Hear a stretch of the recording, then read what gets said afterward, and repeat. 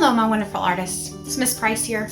Today I am going to show you how I created these non-objective drawings by being inspired by this book, The Noisy Paint Box.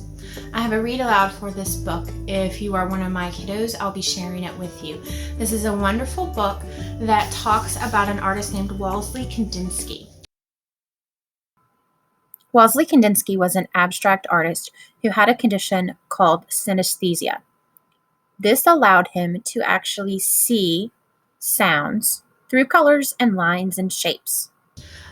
His artwork, the artwork that we are doing is non-objective in that it doesn't really have an object in it.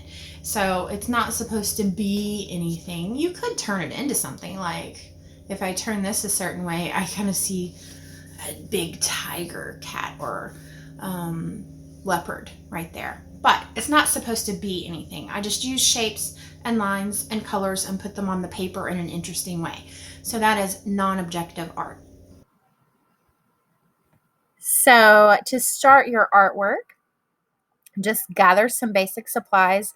I used a black marker and a black crayon to do my drawing. I suggest picking one color to draw instead of switching back and forth. The music piece that we're listening to for this is only 1 minute and 30 seconds long, so you don't have time to switch back and forth to get different colors. I chose black for my lines and my shapes, and I was just drawing how the music made me feel. Remember, you're trying to use lines and shapes to represent how the music is sounding to you.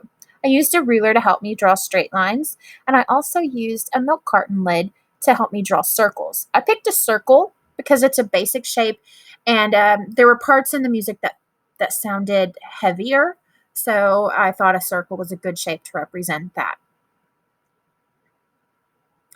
I drew lines closer together to symbolize a faster rhythm in the music, and had to start the song over quite a few times to finish my drawing, so don't feel bad if you feel the same way.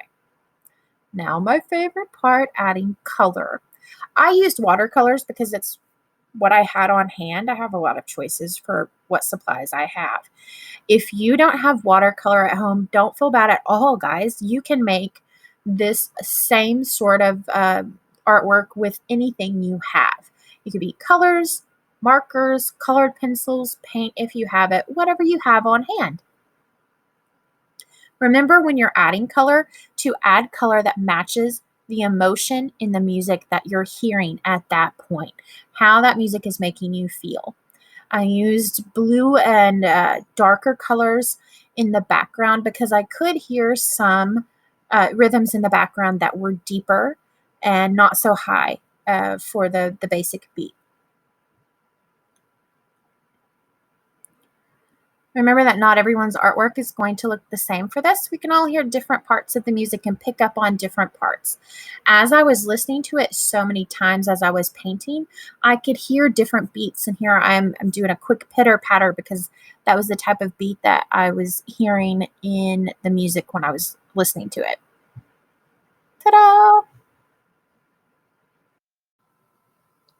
This artwork was made in much the same way, only I was listening to a different piece of music. This one was inspired by walking elephants, and I used markers to create it, just to show you you can use whatever you have around you to make a fabulous piece of artwork.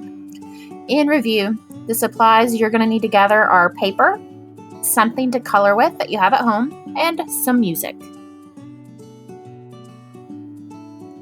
You are creating non-objective art here, which means that you're just making lines, colors, and shapes. Your picture doesn't have to be of an object. Remember, be creative and have fun, as always.